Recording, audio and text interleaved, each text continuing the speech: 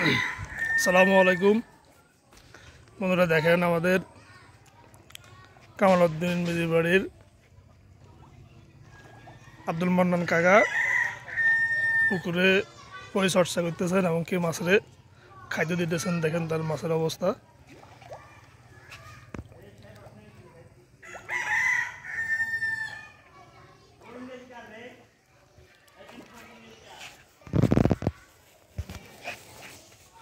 প্রতিদিন কয়বার খানা দেন?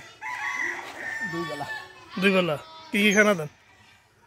বিট আর এই ভুসি, আবার খুলে দেওয়া 3 দিন 4 দিন।